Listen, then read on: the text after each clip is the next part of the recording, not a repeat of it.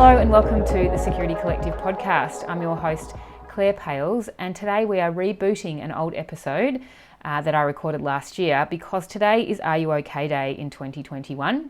And last year I was fortunate to meet with Graeme Cowan and ask him about his story, ask him about Are You OK Day, and talk to him about some resilience activities that cybersecurity leaders can do given the burnout that can occur in our industry.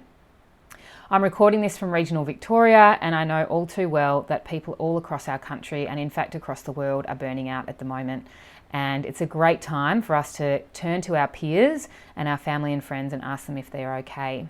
So I really hope that you enjoy the reboot of this episode, and please feel free to share it to as many people as you think might benefit. So thanks so much, and I hope you enjoy the reboot of Graeme Cowan. As a starting point, I'd love to hear a little about your story and how you got to where you are today.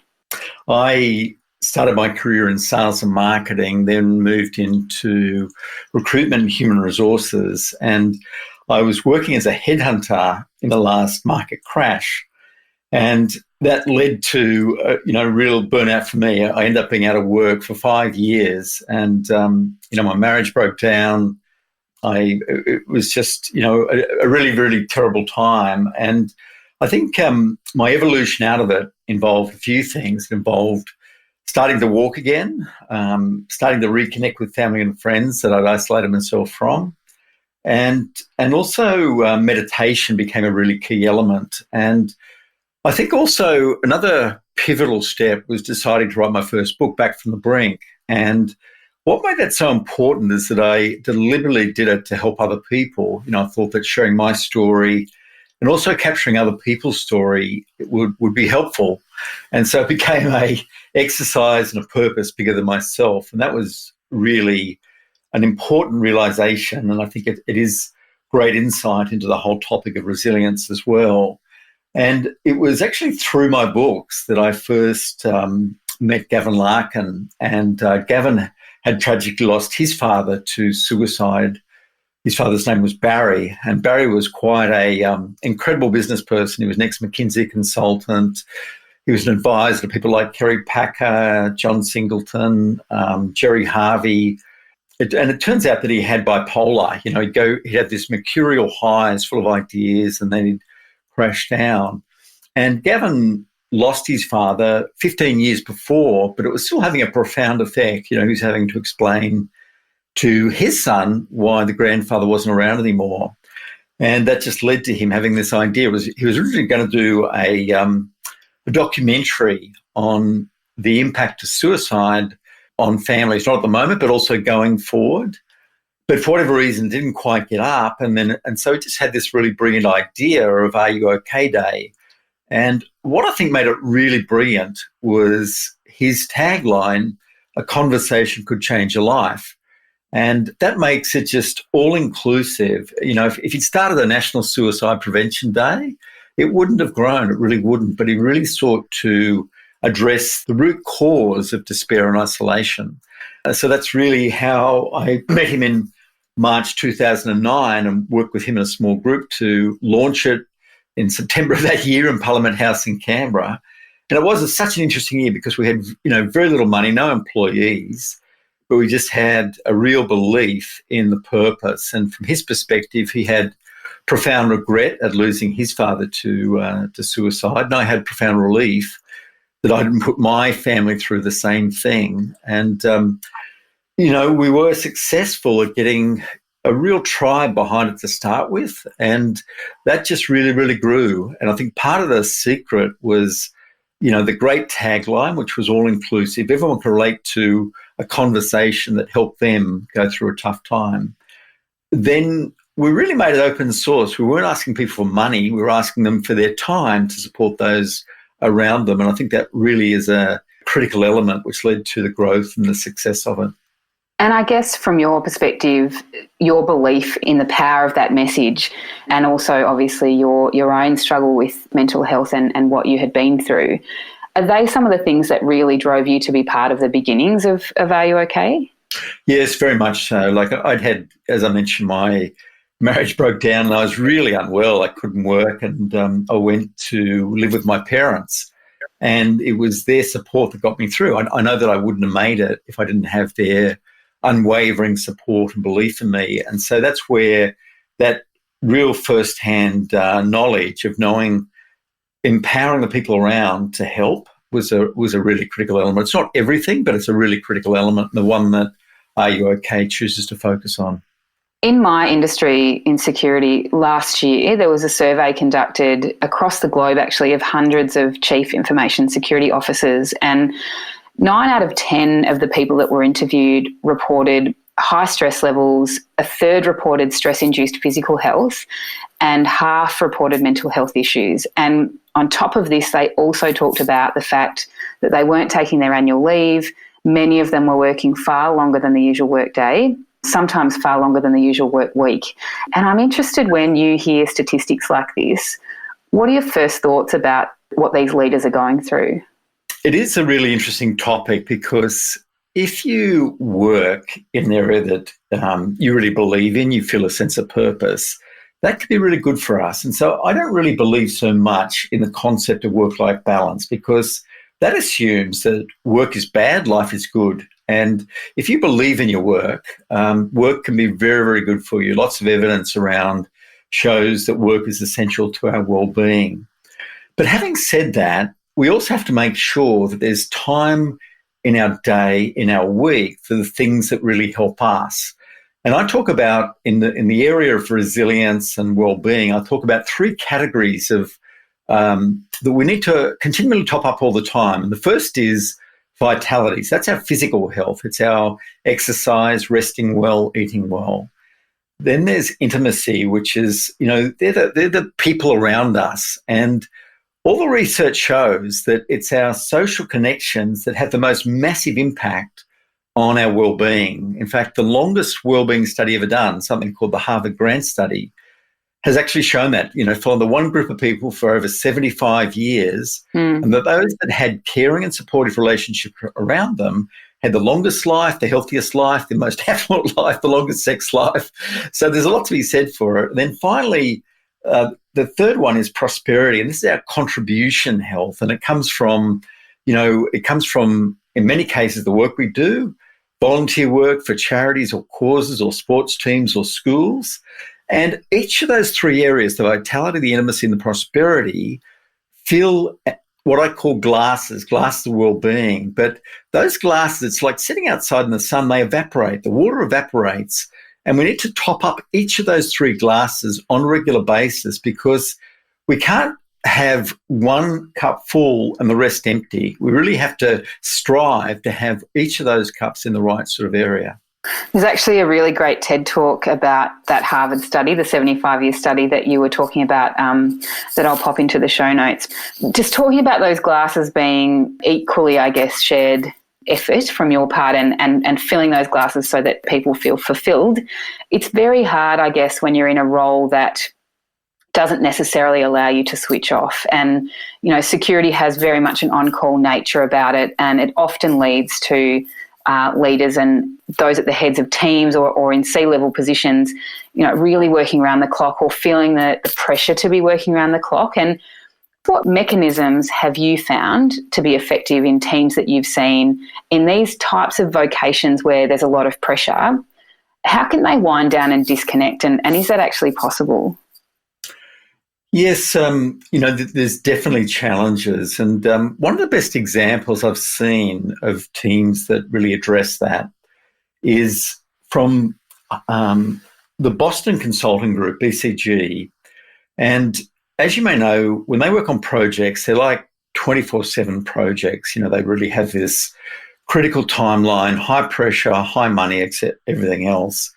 And they were finding that they were burning out people, and often they were the young MBAs that were coming into the organisation. But about 13 years ago, they tried something called predictable time off. And so how that works is that people, when they start a project, they decide when they're going to have predictable time off. And the team works together to cover for that person over that period of time. So, it could be having 3 hours off on a Wednesday morning or whatever time.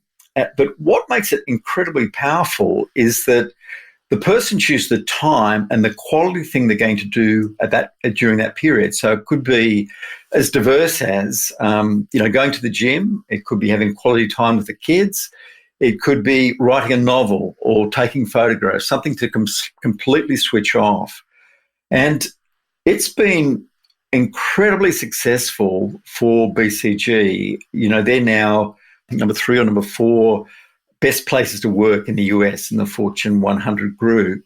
So that's an example where, a really intense environment has come up with something that really made it happen. And as I mentioned at the start, it was originally put together for these young MBAs, but it was actually the partners that, 2 or 3 years down the track talked about incredible relief, because there was this big chunk of time when they were off and they could explain to the client in advance that they would be off during this time, and all the team members work together to cover for that person when they're away. So that's, I guess, one example. I guess the other thing is just incorporating micro breaks in everything we do, even when we're on. And I first read about this with, the Navy SEALs in the US that, walk, have to be on guard and hyper alert all this period of time. And they have a way to help them turn off and even sleep really quickly. And, your audience can probably Google this to find out the full details. But in essence, what it is, it's lying down, being in a comfortable space, breathing in for 4 seconds, holding for 7 seconds, and breathing out for 8 seconds.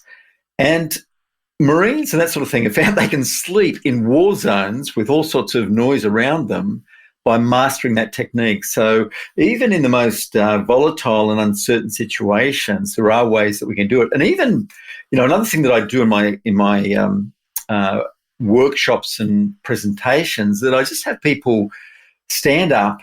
They've been sitting down all day, just stand up, stand about half a centimetre taller than you normally are, with your shoulders back, and just a shorter version of that breathing exercise, just to breathe in for 4, hold for 4, breathe out for 4, and to just do that for 4 for 4 cycles. And then I ask people then to open their eyes and just describe what they feel, and they all say relaxed, refreshed, and it's literally 1 minute.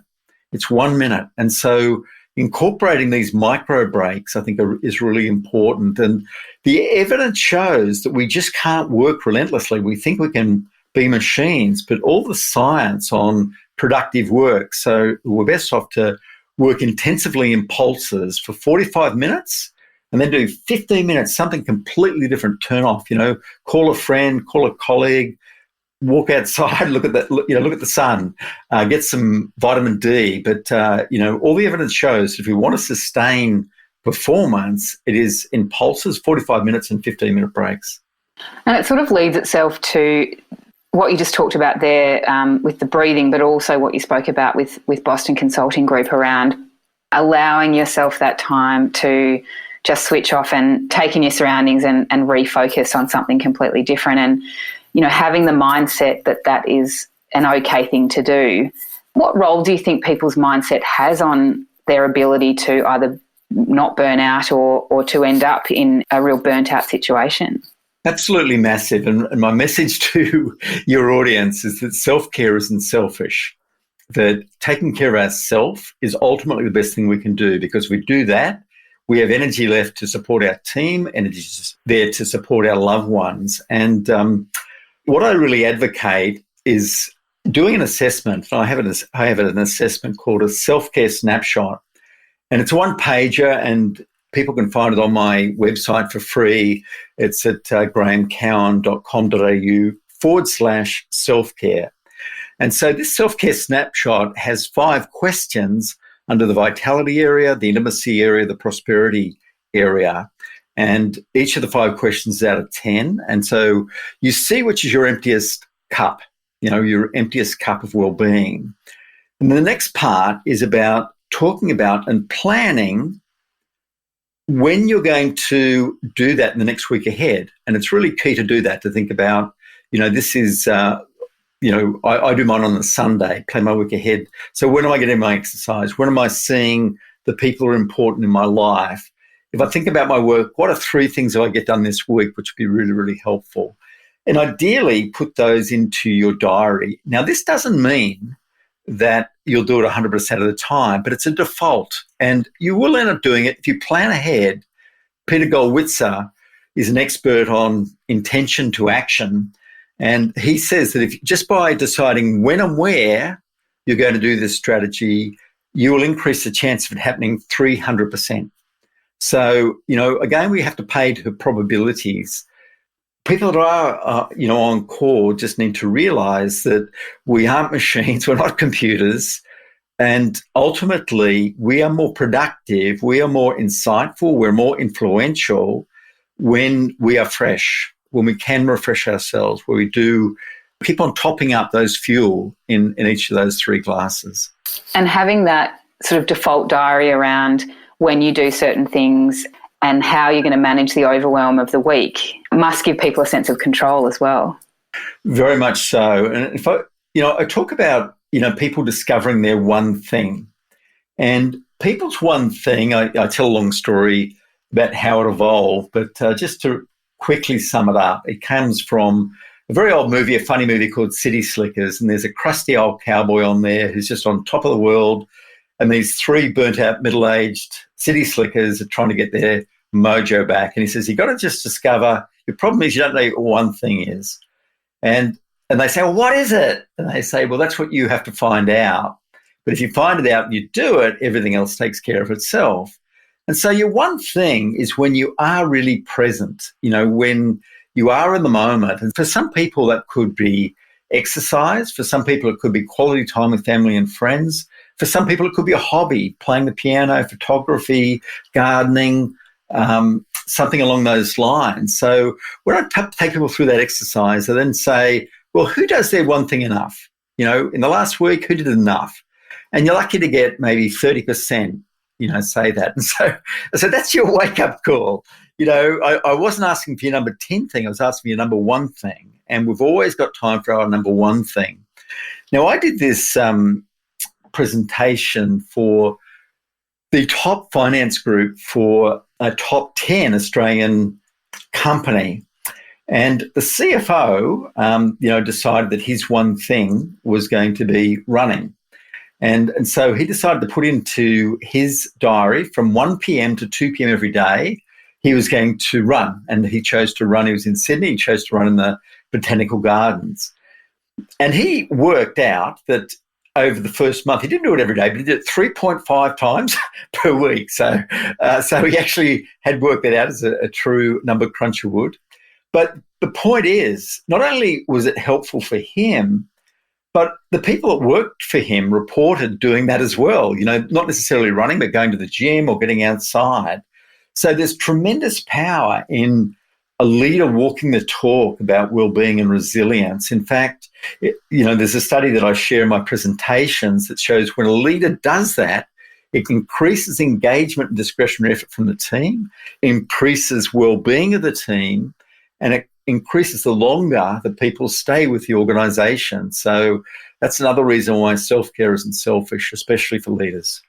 It's a really interesting point, and there's another guest on this season that I've interviewed who talks about the fact that every time you show up as a leader, you're a role model. Whether you're a good leader or a bad leader, you're a role model.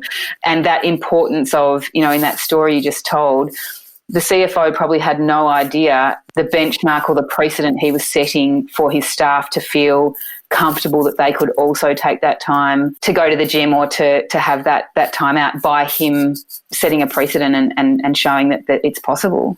Very much so, absolutely. And I guess talking about environments where people are setting examples and creating comfortable or safe places for their staff, I'm interested in your advice around, particularly for my listeners who are CIOs and security leaders, how can they create a safe space for their staff to call out things like high stress levels or if their resilience is being tested? I think it's the most number one most important question that leaders should be asking themselves right now, because the whole COVID-19 has taken things, and the level of change and the level of acceleration of trends. What's happened in 3 months has probably been as much as what was going to happen in a decade in some areas, just the level of change. Like, who would have thought we'd all be working at home and not going to pubs or cafes? You wouldn't have predicted it, but somehow we've managed it. So the good thing about that is we know that significant change is possible quite quickly if we need to be.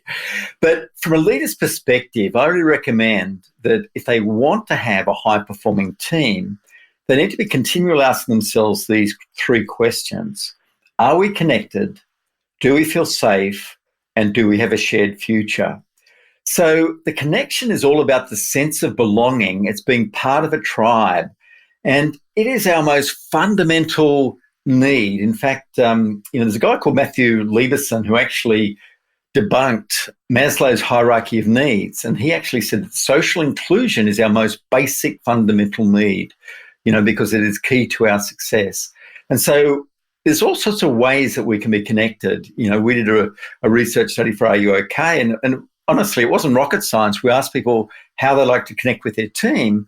And they said things like, team lunches, going to get a coffee together, after work drinks, celebrations, et cetera, et cetera. So nothing too surprising. What was surprising is that 23%, almost 1 in 4 Australian employees, said nothing was done for them to connect with their colleagues. Nothing, 0 out of any of those options.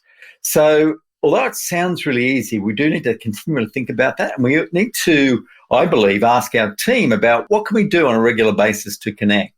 Even through this period where people have been working from home, I've seen teams do some great stuff, having virtual trivia nights and loud shirt nights and all sorts of things to, try and keep that sort of humour and enjoyment going on. So connection's paramount. The next step up is, do we feel safe? And what I'm talking about here is psychological safety. And for you in the technology space, your audience in the technology space, this is absolutely critical to high performance. Google did this Project Aristotle, where they sought to understand what was the secret to their best teams. They looked at 180 teams around the world, 250 different qualities, and they ended up identifying 5 team norms that were common in the most successful team. And number 1 to that was psychological safety. And what that means is that people feel comfortable taking risks, taking moderate risks. I'm not talking about physical risks. I'm talking about, trying something new, trying to solve a problem, going out on a limb. They feel comfortable being themselves, and they're strong into personal trust and respect. They have each other's back. And when that happens, if you can promote that, if you have high psychological safety and high performance pressure, you're in the learning zone. But if you have high performance pressure and low psychological safety, you're in the anxiety zone. So when people see that they can try things, know they'll be supported, learn from it, move forward quickly, that is the fastest way to evolve. And this is so critical to the technology sector. And then the third question is, do we have a shared future? And that means we create our future. And this is particularly relevant quite now because everything's been turned upside down. Work won't return ever to what it was before. So we as a group need to decide how we're going to be best positioned to thrive as we come out of this. What are the decisions we make every day to go forward? And when we make those decisions, when we have that shared future, we own it. And when you own it, that increases your level of control and your level of comfort. So asking those 3 questions and asking the team is really, really critical. Having that shared future, it's good for our well-being. It's good for the tribe. It just makes all the difference. And I think your point around including the team in the decision around how you're going to build that resilience and enjoy growing together, having them inform what they want to do to be sort of socially inclusive means that, as you said, they own it and they buy into it, and they're much more likely to turn up when those types of events or activities are on. Yeah, if I just share a short story about that, my wife, Karen, she's the head of research for Cancer Council in New South Wales, And 5 years ago, she had, I think at that time, they had about 60 people in her team. And they facilitated a process where they were looking at what their future was going to be. And they really wanted to make an impact in the world. And so they decided that their future was having their research on the cover of Lancet magazine, the biggest public health publication.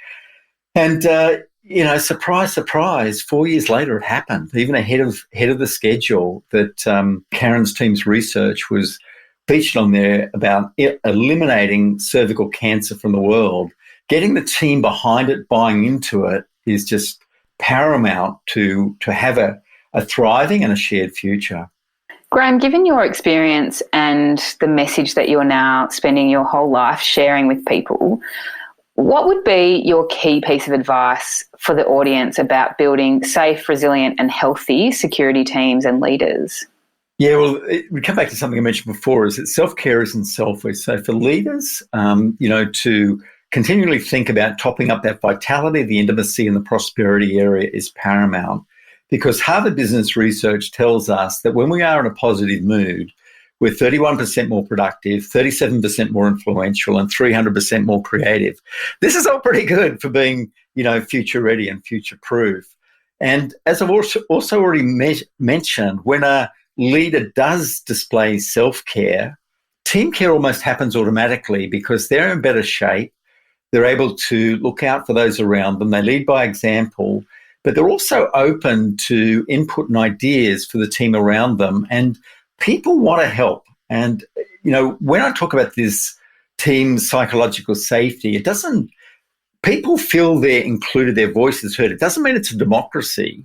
At the end of the day, the leader has to make the decision based on the best knowledge they have.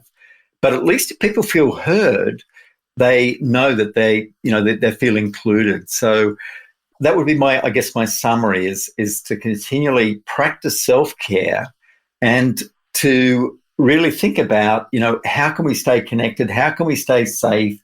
And how can we create our own shared future? I've really enjoyed our chat today. I've written loads of notes that I'll include in the show notes around some of the advice that you gave. Obviously, your self-care snapshot is a really important document for people to download, and thank you for offering that for free and making it so accessible. The examples you gave around the Aristotle project as well and Peter Gollwitzer, I'll pop all of those in the show notes. On behalf of the audience, and I thank you very much for sharing with us around resilience and around burnout, and I'm sure the audience will take something from it today to help themselves and also help their team. So I'm very grateful. Thanks so much for joining me today. If you'd like more information about today's guest or any of our other podcast episodes, head to thesecuritycollective.com/podcast, which is also where you can subscribe to my newsletter.